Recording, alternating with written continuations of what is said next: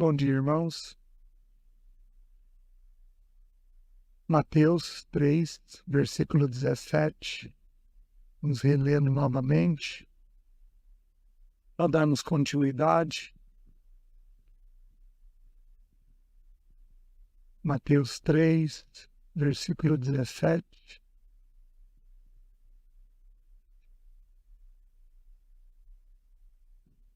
Obrigado, irmãos.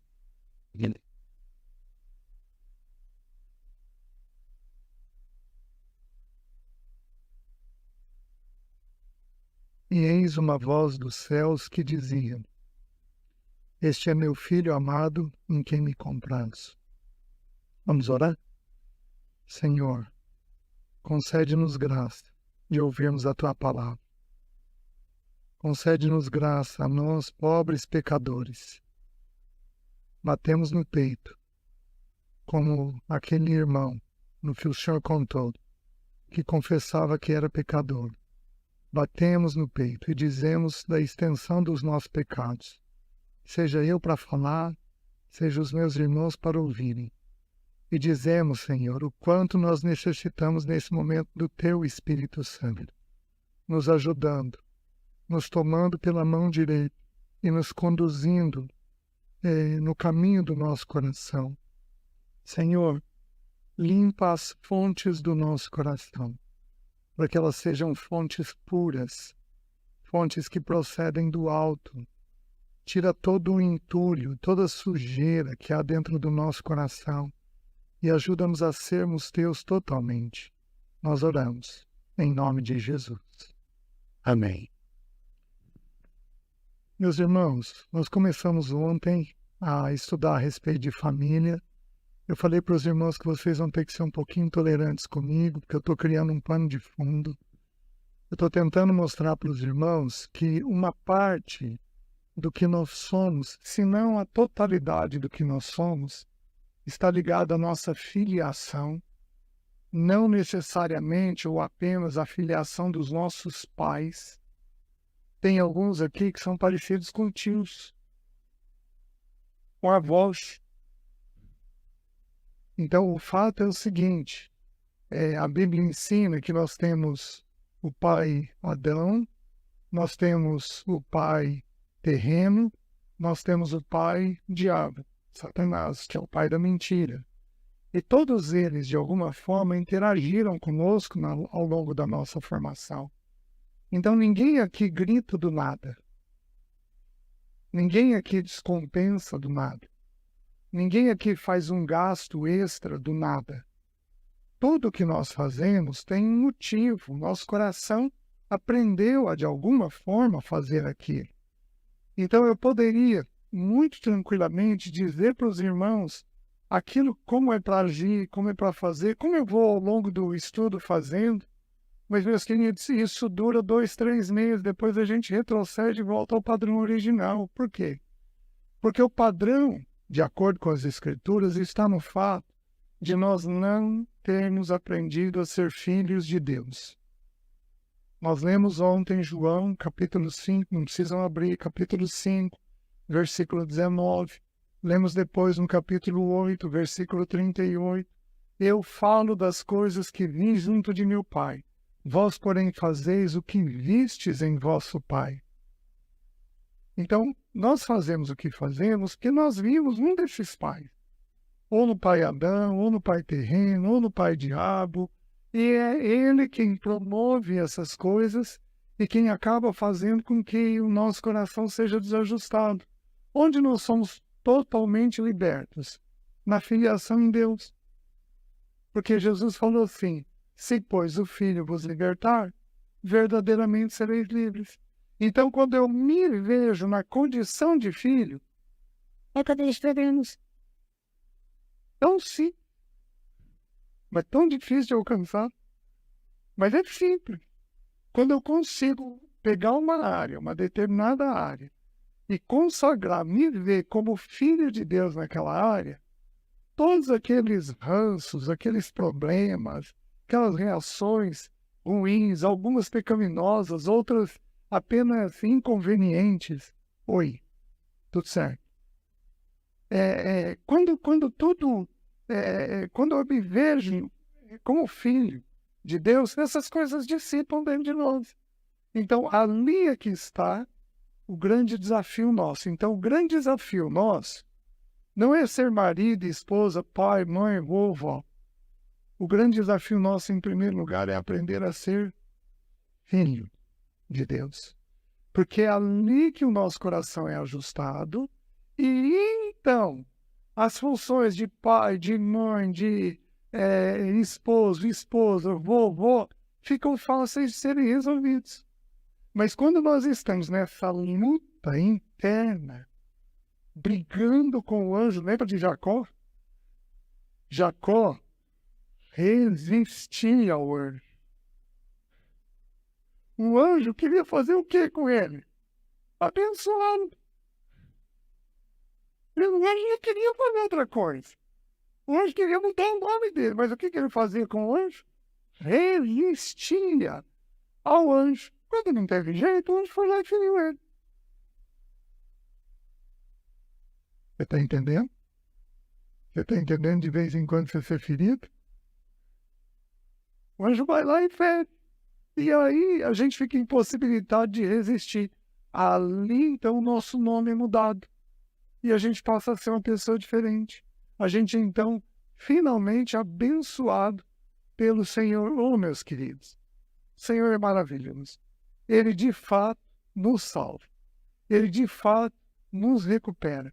Eu nunca poderia ter a família que eu tenho se o Senhor não tivesse me recuperado. Se eu não tivesse entendido esse evangelho. O evangelho da paternidade, da filiação, o evangelho de um irmão mais velho, onde nele eu sou transformado, é completamente diferente, meus filhos, meus irmãos, viu? E hoje eu quero avançar um pouquinho. Nosso tempo é exíguo, mas eu quero, dentro do possível, ir avançando com vocês, né? Então, nós vimos ontem a questão do meu. São 4 expressões nessa frase.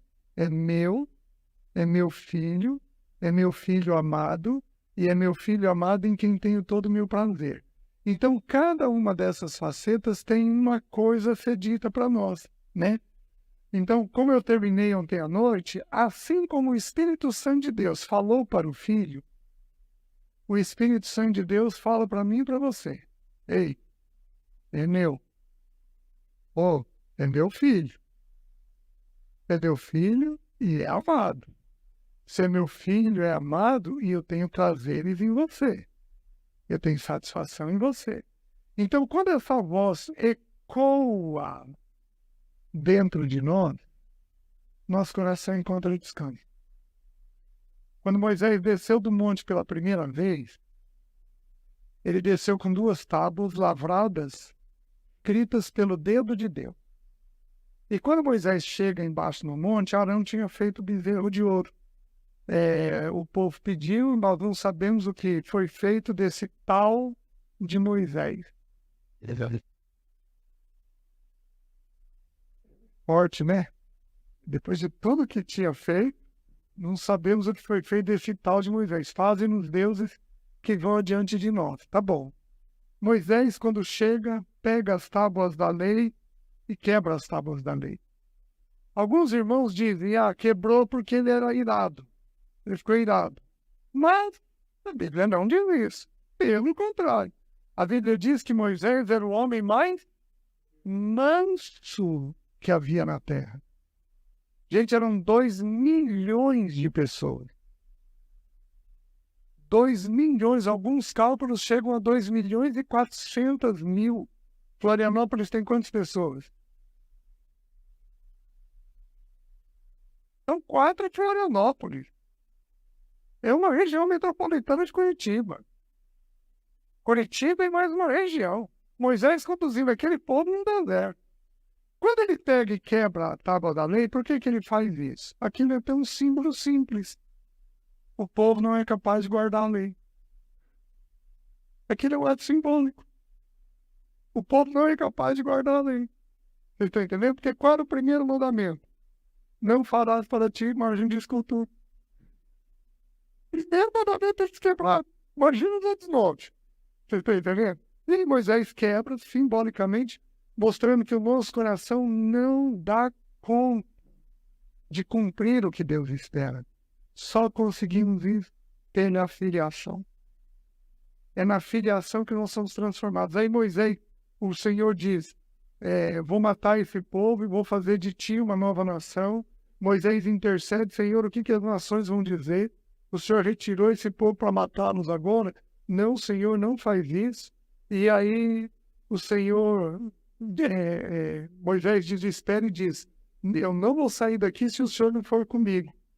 E aí o Senhor diz assim, a minha presença irá contigo, e eu te darei descanso. Por que você grita com o teu filho? Porque você não está com descanso. Em alguma área da sua vida. Por que você grita com o teu esposo? Porque tem alguma área da tua vida que você não está descansando. Você não está tendo a presença dele, o amor dele, o cuidado dele. Quando temos esse senso de filiação, meus queridos, nosso coração encontra descanso. Por que um homem é mal-humorado com sua esposa?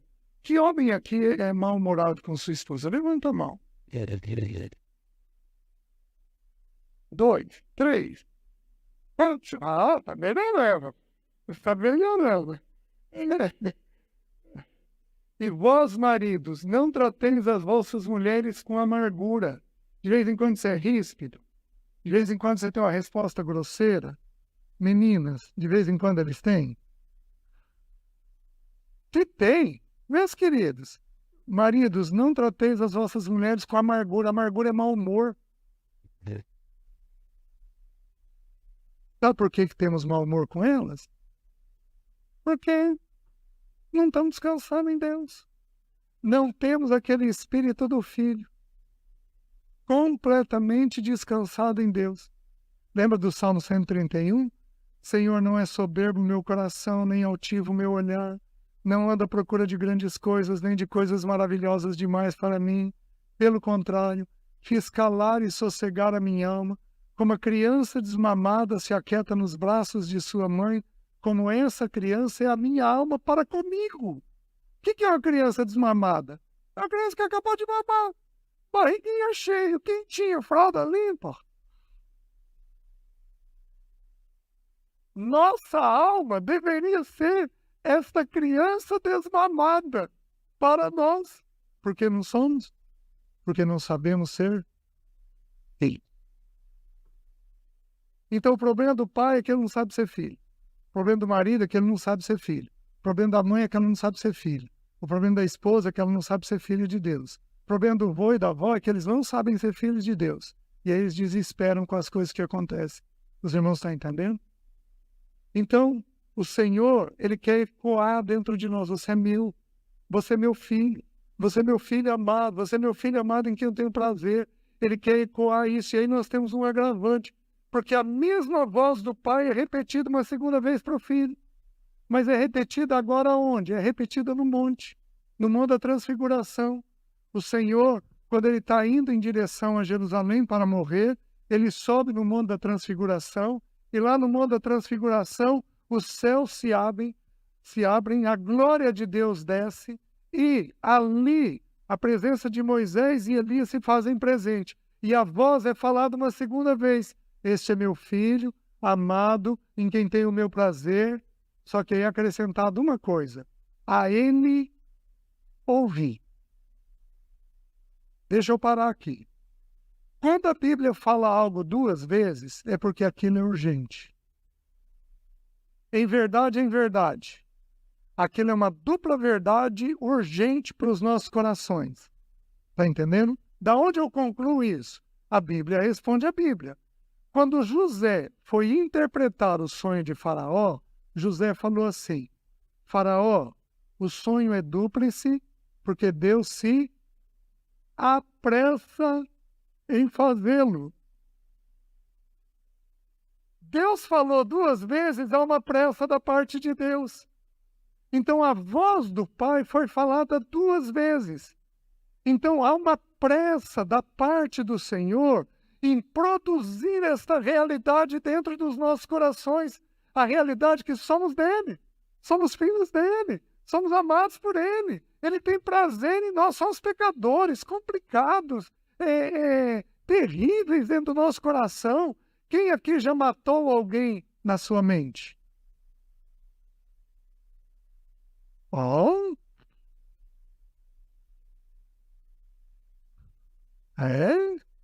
tá entendendo?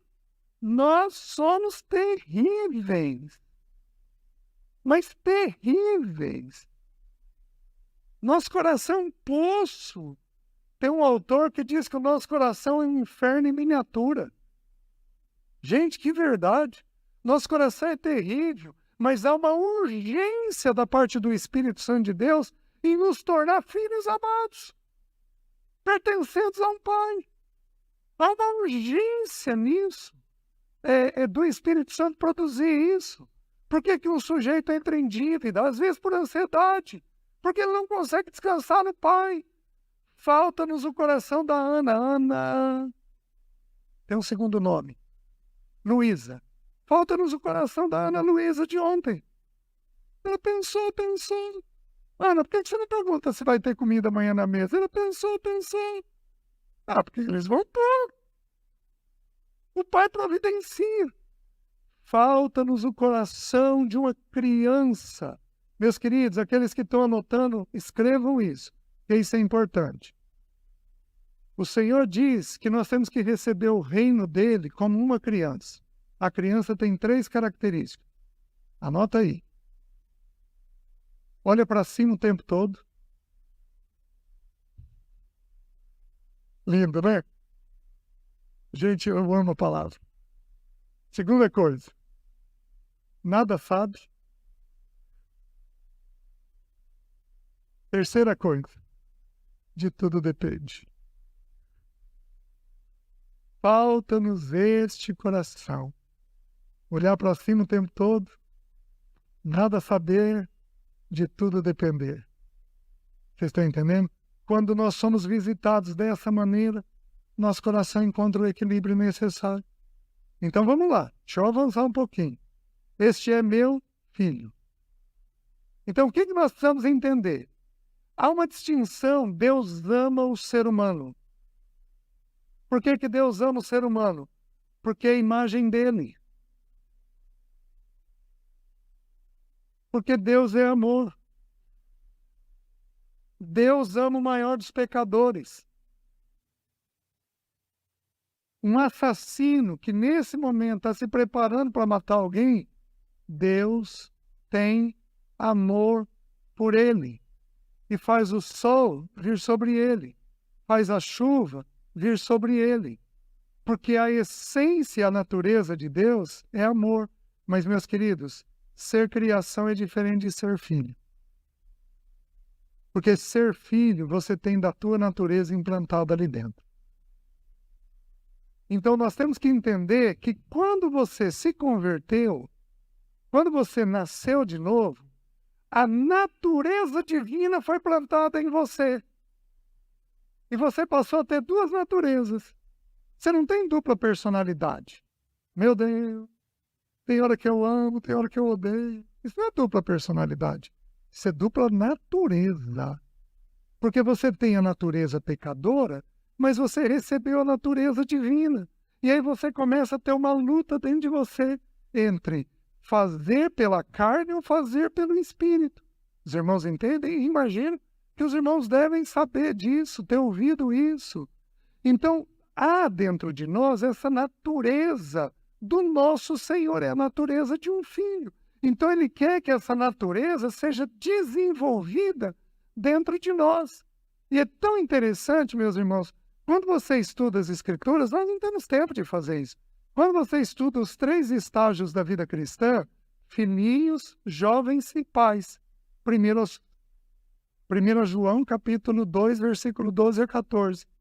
No primeiro estágio de filhinhos, o que o filhinho aprende a fazer? Filhinhos, eu vos escrevo porque os vossos pecados são perdoados por causa do seu nome. Filhinho aprende a dizer o que faz de errado. Quais os pecados que tem. E depois diz assim, Filhinhos, eu vos escrevo porque conheceis o Pai. Filhinho tem que ter experiência da paternidade de Deus. Então, no primeiro estágio da vida cristã, é assim que funciona conosco. Nós vamos tendo essa clareza de que nós somos pecadores, somos amados, vamos conhecendo o Pai, a provisão do Pai, o cuidado do Pai. Então, você tem que entender que Deus te elegeu filho. Então, há uma distinção na mente de Deus sobre quem você é. Você não é mais qualquer um.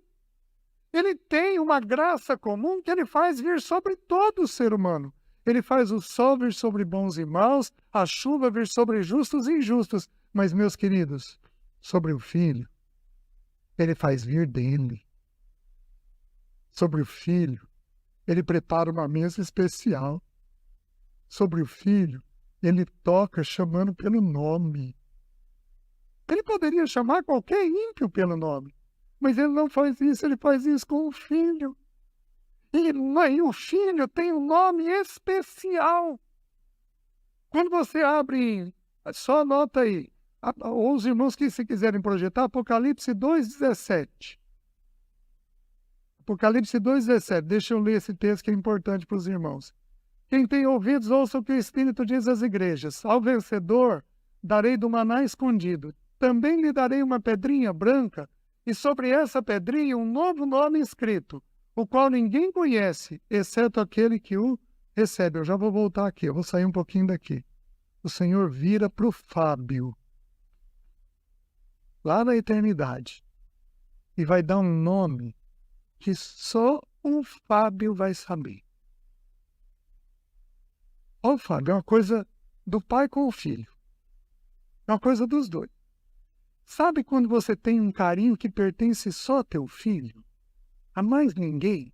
Às vezes você tem uma filha, mulher, dá licença, você vai lá e passa a mãozinha assim no cabelo dela, faz um carinho nela que você não faz com mais ninguém, que você é só da sua filha. Deus tem um carinho, tem um nomezinho com cada filho seu. Sabe aquela piscadinha que o pai dá? Que ele está dizendo assim, menino, mas eu te amo, hein? Menino, mas olha que vontade de estar com você logo. Por isso que a morte não nos é assustadora. Porque a morte é o tão esperado encontro do pai com o filho. O pai anseia por isso. Por isso não é desesperador para nós. Porque é o grande e tão esperado encontro do pai com o filho. Então, Deus tem com o Fábio, vai dar para o Fábio um dia uma pedrinha branca que é só dos dois.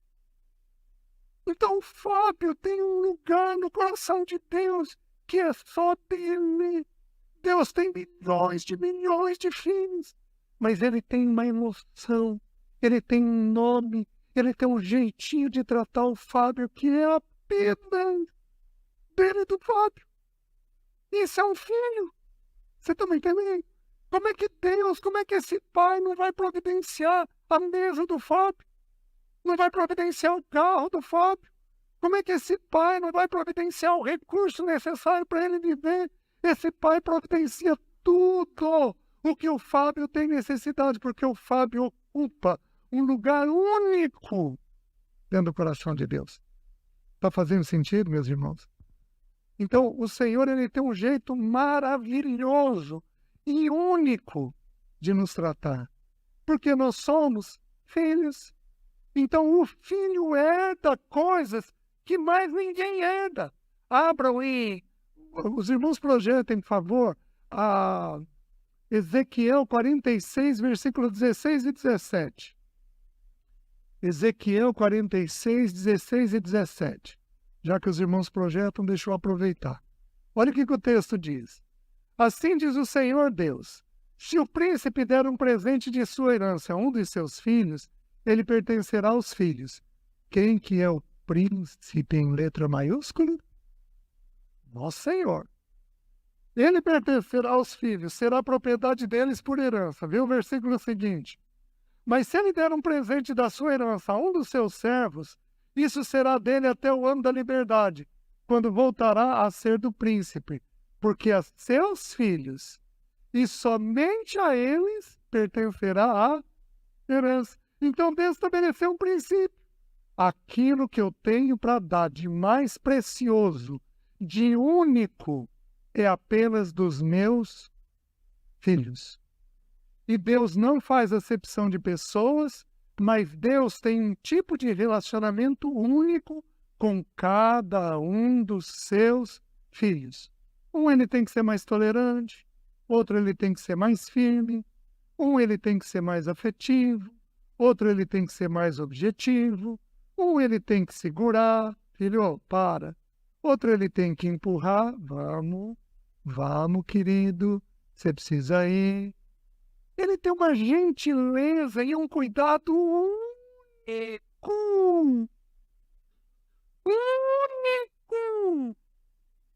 Único. Com cada um de nós. Queridos, nós temos que entender o seguinte, que na paternidade nossa e de Deus, Deus aplica o princípio em todos os filhos. Por exemplo, eu tenho um filho homem e uma filha mulher. Eu visto um filho homem e eu visto uma filha mulher. Mas qual que custa mais?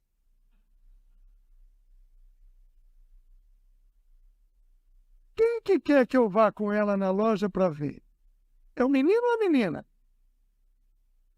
Deus distingue um do outro. Ele vira para a menina e diz, não, querido, eu vou lá com você. E para o menino ele diz, você dá conta? Tá bom, então pode ir, filho. Deus cumpre o mesmo princípio com todos os filhos, mas em cada um ele aplica de um jeito especial. Por isso que nós temos que ter cuidado de criar padrão, método. Não, fiz assim com um, vou fazer assim com o outro. Cheio de razão, né? Não é assim que Deus faz. Há uma pedrinha branca com um nome que só nós e Ele conheceremos. Por quê? Porque é uma coisa única de Deus tratar o seu filho. Então há uma herança que Ele separa para cada um de nós. Meus queridos, tem algo que é impressionante. Vocês lembram do candelabro? O candelabro representa Cristo porque o candelabro é um luzeiro. E Jesus falou que Ele é a luz do mundo. Mas o candelabro também representa nós. Porque o candelabro, Jesus falou que vós sois a luz do mundo. O candelabro ele tinha 7 hastes. Uma haste central e 6 hastes que saíam dele. Que saíam dessa haste central. Então 7 é número de Cristo na Bíblia. É um número perfeito. Então essa 7ª haste é Cristo. 6, Apocalipse ensina que é número de homem. Então aquelas 6 hastes que saíam representa a nossa vida, representa eu e você. Só que, meus queridos, o candelabro foi feito de ouro batido. Sabe o que é ouro batido? Ele não foi derretido. Ele foi entalhado. Feito um carpinteiro. E pega um formão e vai batendo. Em cada haste foi batido de um jeito que não foi batido em outro. Na minha haste, o Senhor deve ter tirado lascas grandes, porque haviam pecados grosseiros. Na haste do Fábio, talvez foi com um instrumento mais delicado, porque ele é um sujeito mais leve, mais amoroso. Mas meu pai tá bem. Você é corintiano? Então você é inflamado. E cada um de nós, ele toma um instrumento e aplica de um jeito, porque é uma filiação única. É uma paternidade única. Os irmãos estão entendendo? Por isso que você pode ter quantos filhos você quiser. Aliás, aqui em Balneário tem-se filhos, hein? Porque, nossa, bonito de ver a criançada aqui da igreja. Ontem a gente estava conversando no carro, o Renato fez um carro, alguém comentou alguma coisa sobre as criancinhas aqui da igreja, acho que é a esposa do Renato. E aí eu pensei, gente, essa criançada vai casar entre si. Porque se eles crescerem juntos, eles vão casar entre quem? Em geral, entre si. Olha que coisa linda. Vocês estão entendendo? Então, assim, Deus é único na maneira de nos tratar, de nos conduzir. Certo? O que mais? Veja um outro texto que é importante. Abram em Deuteronômio, capítulo 1, versículo 30 e 31. Olha o que o texto bíblico diz. Aliás, antes disso, eu preciso citar um outro. Êxodo, capítulo 4, versículo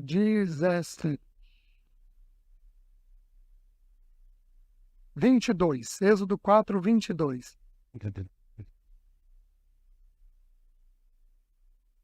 Diga ao Faraó, Deus falando com Moisés, assim diz o Senhor, Israel é meu. Como é que Deus nos vê? É meu filho. Você não vai pôr a mão mais. Ouvi o gemido do meu filho. Tenho visto a aflição dele. Chegou a hora de intervir. 450 anos de espera. Chegou o momento de intervir. Então Deus tem Israel por filho. Agora veja Deuteronômio, capítulo 1, versículo 30 e 31. Olha o que diz. O povo havia pecado por não querer entrar na terra prometida, e para cada ano, para cada dia que eles ficaram espiando a terra, Deus deu 1 ano de deserto. Uma punição pesada? Pesada, né? Para cada dia, 1 ano. Porém, eles não tinham visto pouca coisa. Eles viram o Egito, o Nilo se tornar em sangue.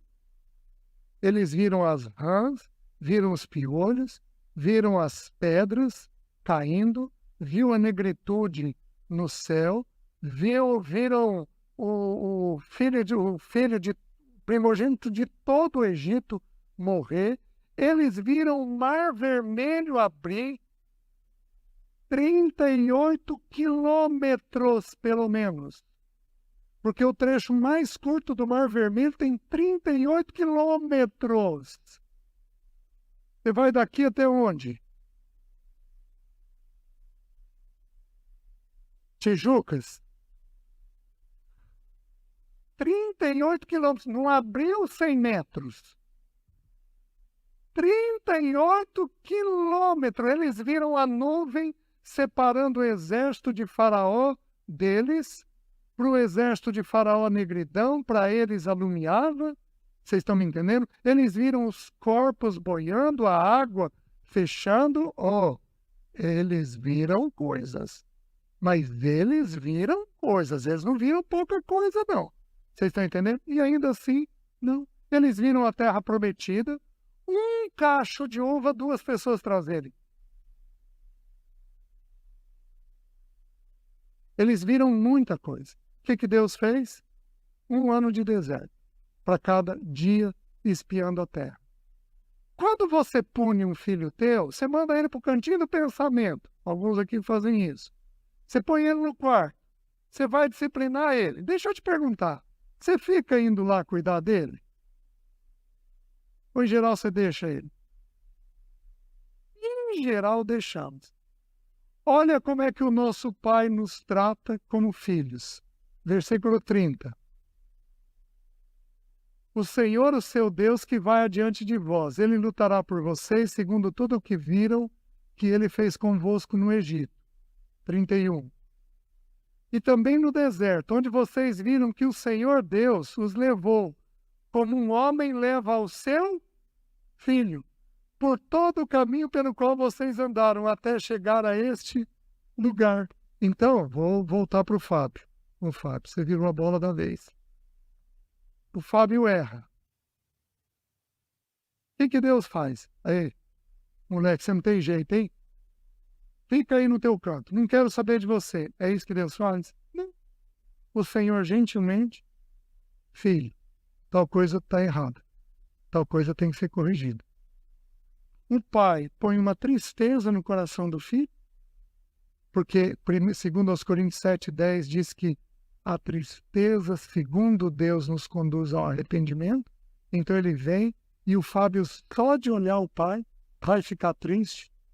O pai toma ele pela mão, vem, filho, vamos lá, vamos corrigir o que foi feito. O pai ajuda o filho na correção. Obrigado. Os irmãos estão entendendo? Porque somos filhos. Quanta gente se mata por vergonha? Quanta gente se mata porque não dá conta de lidar com coisas que aconteceram, queridos, não é nenhum nem dois, não. Quantos irmãos não se matam por causa de determinados pecados? Os irmãos estão entendendo? Quando o nosso pai, ele permite a disciplina, mas ele também vem, nos toma pela mão direita e nos conduz onde nós precisamos ir, no processo de restauração. Então você precisa entender que você é filho e que você não está sob risco em situação nenhuma. Está dando para entender? Vamos um pouquinho mais. Abram em Deuteronômio 8, de 1 a 5.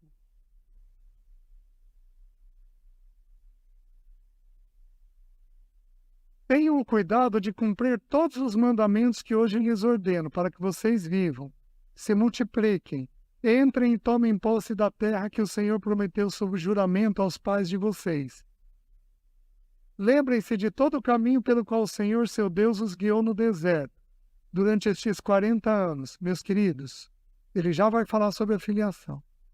Quando Deus nos espreme numa situação, é para nos humilhar. O que significa a palavra humilhar? A palavra humilhar significa aquele que se abaixa. Então Deus não tem interesse em nos expor, em nos envergonhar, mas Deus tem interesse em nos abaixar. Para a gente entender que a gente não é tudo que a gente imagina, não. A gente não é o cara. A gente não é o cara. Vocês estão entendendo? Para te humilhar, para humilhar vocês, para pôr vocês à prova, para saber o que estava no coração de vocês. Por que que o Senhor nos experimenta? Para pôr para fora o que está dentro do nosso coração.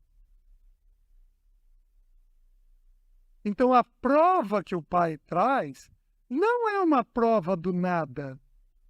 Você nunca tem uma situação de dificuldade do nada, porque um pai não faz isto com o seu filho. Toda dificuldade que o pai promove para o filho tem um propósito. Toda dificuldade que o pai promove para o filho tem uma dificuldade. Meus queridos, eu não poderia ter, quando os meus filhos eram pequenos, o salário que eu tenho hoje. Eu teria estragado os meus filhos. Simples assim. Eu teria dado coisas que seriam desnecessárias. Então, o Senhor segurou. Por quê? Porque eu não estava pronto para usar. O irmão Fábio colocou hoje de manhã. Deus não nos dá o que nós desejamos. Ele nos dá o que nós necessitamos. E se Ele não tem dado uma determinada coisa, é porque eu não preciso. E Ele usa isso para revelar o que está dentro do nosso coração. É assim que um pai trata seu filho. Vocês estão me entendendo? Então, Deus, de vez em quando, vai, sim, dificultar a nossa vida. Porque Ele precisa tanto nos abaixar, porque se você subir nas tamancas, se você ficar orgulhoso, você se afasta dEle. Simples. Então, Ele precisa te manter diminuído, te manter humilde, não desprezado, não rejeitado. Às vezes até Ele vai desprezar e rejeitar para te manter humilde, mas não no sentido de expor, de envergonhar, nada disso, mas para te abaixar e para revelar o que está dentro do teu coração. Veja o versículo 3. Ele humilhou vocês e os deixou passar fome. Ele os sustentou com o maná. Fome aqui é o quê? eles não tiveram as comidas do Egito. E ele os sustentou com maná que vocês não conheciam, e que nem os seus pais de vocês conheciam, para que vocês compreendessem que o ser humano não viverá só de pão, mas de tudo que sai da boca do Senhor. Versículo 4. Durante estes 40 anos, as roupas que vocês usavam não envelheceram, e os seus pés não ficaram inchados. Meus queridos, 40 anos de deserto. Choque térmico todo dia, porque no deserto você tem calor de dia e frio à noite. Por que que Deus entrou com a nuvem? Porque a nuvem dava para eles durante o dia sombra. E à noite a nuvem virava uma coluna de fogo para eles serem sustentados e aquecidos. Vocês estão entendendo? Nunca inchou o teu pé. Meus queridos, nunca nos falta. Nunca nos falta. Porque o Pai providencia o que a gente precisa. Não existia, né? Shopping onde? Né? Assim, como que o Senhor cuida de nós? Eu tive 2 ocasiões na minha formação, no início da minha vida familiar. A primeira era só eu e a Alessi, e a segunda era eu, a Alessi e os 2 filhos. Que nós não tivemos comida em casa. 2 ocasiões. A primeira, a Alessi falou, César, acabou tudo e tinha acabado o dinheiro. E nós oramos de manhã. Nós fomos para o trabalho pagava o nosso almoço, e aí nós voltamos no final do dia para casa e não tinha nada. Meus queridos, olha o arranjo do papai. Eu em Maringá. Eu tenho um irmão que mora a 400 quilômetros de distância, em Curitiba, morava. E os meus pais que moravam a 100 quilômetros de mim. O que que Deus fez? Deus fez meu irmão perder a linha de contato. Aí ele veio até a casa dos meus pais, e ele veio até Maringá para fazer a consulta com o oftalmologista. E minha mãe, aquela semana, tinha matado uma vaca. E minha mãe matava a vaca e congelava a carne no freezer. Aí minha mãe pegou um isopor desse tamanho, encheu de carne congelada, de pão, de queijo, coisa de fazenda. Eu acho que tinha carne de lagarto. Lagarto é um tipo de carne que você faz fatiado aqui, é o mesmo nome, que você faz fatiado. Gente, quando nós chegamos à noite, aquilo estava em casa. A gente cortava o bife congelado, indo da providência de Deus. Não faltou uma refeição. Na segunda foi mais complicado, porque tinha os filhos. Eles nasceram, eu tinha confessado para Alessi meus pecados financeiros, e aí a gente estava pondo as finanças em ordem, meu sogro teve câncer, e o pouco que sobrava éramos nós quem pagávamos, nós e uma cunhada minha. Então um aperto, e aí acabou o dinheiro. E aí não tinha o que comer. O que Deus fez? Um médico amigo bateu à noite na porta de casa. Aí ele, numa moto, ele gostava de moto, sentado na moto, César, vem aqui para ver como é que você tá tudo em ordem. Tirou o cheque e colocou no meu bolso. Falou, César, eu estou inquieto com você o dia inteiro. O dia inteiro. Então eu vim trazer isso daqui para você. Meus queridos, dava para fazer 2 grandes compras. Fizemos uma para mim e uma para minha cunhada, com quem os meus sogros moravam, que também não tinha mais nada. E Deus providenciou. Por que Deus fez isso comigo? Para me humilhar? No sentido de me expor e me envergonhar? Não. Mas no sentido de me abaixar e me tornar uma criancinha olhando para o pai o tempo todo e dizendo, papai, como o senhor é maravilhoso, como o senhor é providencial.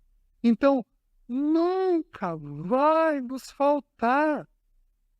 Mas, meus irmãos, até eu entender isso, eu fazia orçamento 3 vezes por dia. Eu fazia o orçamento de manhã, na hora do almoço e à noite, na esperança de dar algum resultado diferente. E nunca deu, porque número é número. Quando eu aprendi que eu sou filho, o coração começou a entrar em descanso. Vocês estão entendendo? Meus irmãos, eu como compartilhei para vocês, eu morri de tudo quanto é doença possível e imaginária. Na minha cabeça, eu deixei a Alessi viúva com as crianças pequenas. De tanto pensamento que me passava, mas tanto pensamento, eu levei 17 anos para ter minha moradia. 17 anos de casado para ter meu apartamento. Mas o Senhor foi me encontrando em todo esse período. Eu lembro o dia da visitação dessa questão do apartamento. Eu naquela luta, Senhor, eu preciso deixar alguma coisa para Alessi, para as crianças.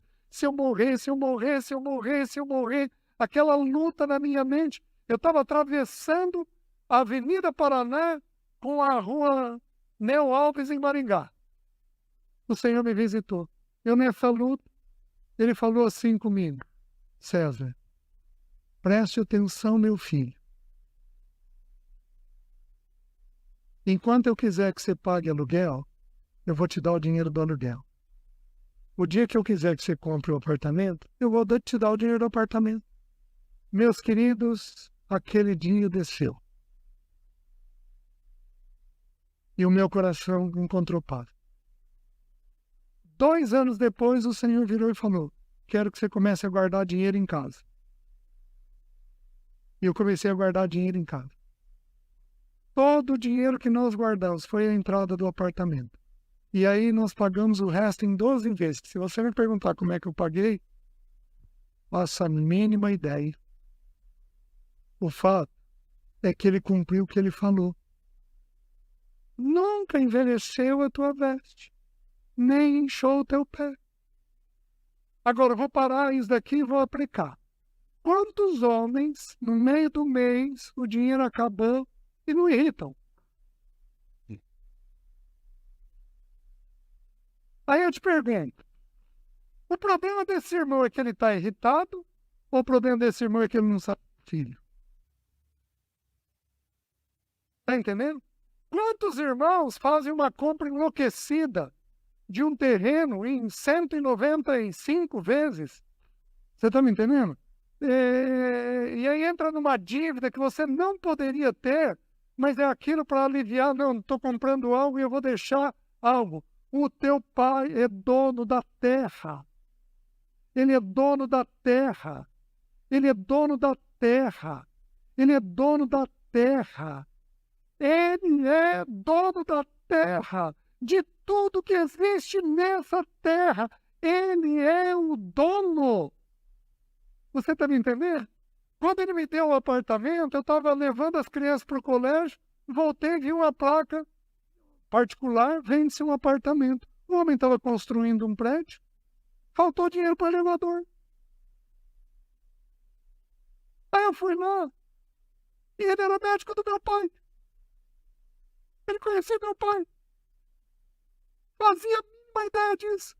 Eu estou vendo teu sobrenome aqui, você é filho de tal pessoa? Não, ele é meu pai. Não, já trato dele há muito tempo. Ele cuidava do meu pai. Aí virei e falei para ele: eu tenho condições de dar isso, o resto eu teria que dar em 12 vezes. Tá bom. Se eu faço isso numa imobiliária, vocês têm noção da trabalheira que ia dar? Ele faz os arranjos. Ele faz os arranjos. Porque tudo é dele. Você tem que entender que você é filho. Filho. Homem, presta atenção no que eu vou te dizer. Jesus, em João 14:1, não tira do texto ainda não. Eu já volto lá. Jesus, em João 14:1, disse assim: não se turbe o vosso coração. Homem, presta atenção. Não se turbe o vosso coração. Credes em Deus. Crede também no meu Pai. Na casa de meu Pai há muitas... Quem que providencia a casa? Pai. Quem providencia a casa para filho é pai. Na casa de meu Pai há muitas moradas. A casa e os bens vêm como herança dos pais, mas do Senhor a esposa prudente. Ele é o Pai que faz a providência que nós precisamos. Os irmãos estão entendendo? Agora, o que acontece? Um instante, irmãos. Acho que eu falei alto e o microfone reagiu.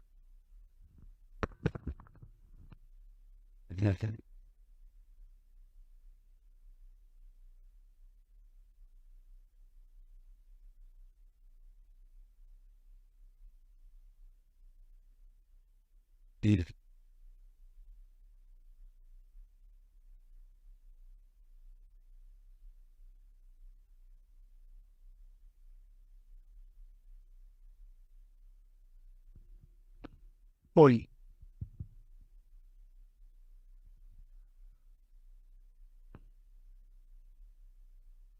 Tá tudo em ordem, né? Oi. Tá tudo certo, graças a Deus.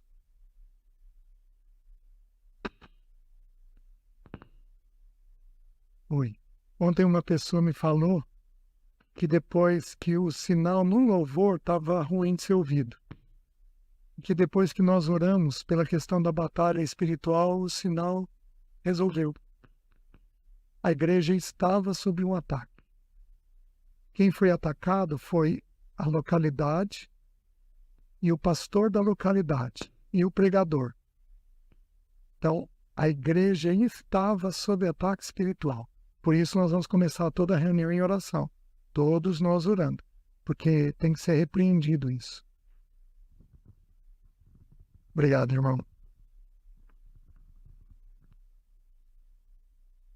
Aí o texto eu tinha citado já. Quem providencia a casa é Pai. Vamos lembrar. Provérbios 19, 18 diz assim. Ou 18, 19. A casa e os bens vêm como herança dos pais, mas do Senhor a esposa prudente. Então, pai é quem providencia a moradia. Então, você precisa entender que seja lá o que você precisar, se for especialmente da questão de moradia, quem providencia é o pai. Não desespere. Quem aqui já desesperou com esse tema? Levanta a mão.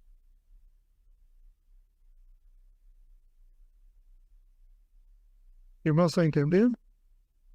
Aí, terminando o texto de Deuteronômio 8, o que diz? Versículo 4 e 5. Vocês nunca envelheceram e os seus pés não ficaram inchados. O calor faz o quê?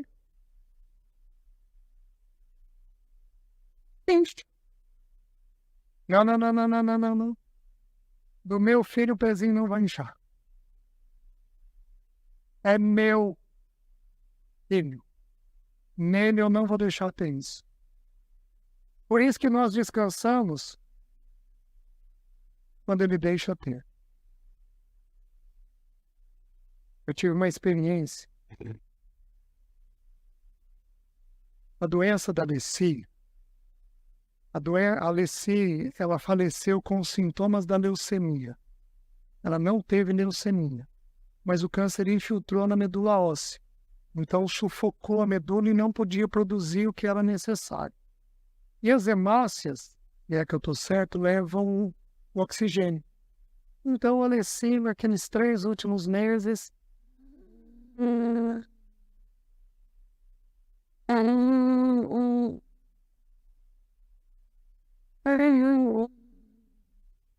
os irmãos, bom sofrer.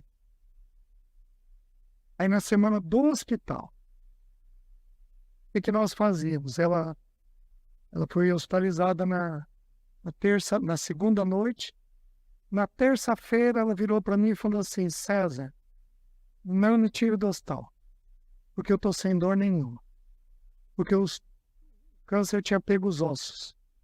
Ela tinha muita dor. Não me tire do hospital. Lê, você tem noção que você vai ficar sedada com essa medicação? César, tudo bem, estou pronta para o meu encontro com o Senhor, não me tira do hospital. E aí, mesmo sedada, na quarta ela apagou. Mesmo sedada, a gente sabia que ela estava ouvindo, porque ela tinha, então, Eu chegava no quarto, ela ouvia a voz e virava o rosto para mim. E aí aquela respiração. Então o que que nós fazíamos? Nós cantávamos e líamos a Bíblia e orávamos. E aquilo deixava ela mais tranquila. Na quinta noite, eu estava em umas 2 da madrugada. Ela naquele estado. E eu cantando para ela, eu não me lembro que música eu estava cantando. Mas, meus queridos, eu tenho tanta segurança no amor de Deus, mesmo nas tragédias, mas tanta segurança que até aquele momento eu não tinha sido abalado, mas aquele momento eu fui abalado. E eu fui tomado por uma sensação de amor de Deus. Eu comecei na minha mente, enquanto eu cantava, uma luta na minha mente a dizer: Deus, ela te amou a vida toda. Deus recolhe ela. Tira ela desse sufoco. Tira ela disso, Senhor, é angustiante isso para ela, para nós, Senhor, tira. E eu fui tomado por uma sensação de que Deus não a amava. Meus queridos, que sensação horrível. Mas que sensação horrível que foi essa. Quando eu estava nisso, eu terminei a música. Qual a música que Deus trouxe na minha mente? Uma música que eu não cantava 20 anos atrás. Uma música de criança. 3 palavrinhas só. Eu aprendi de ti. Deus é amor. Eu quero desaparecer.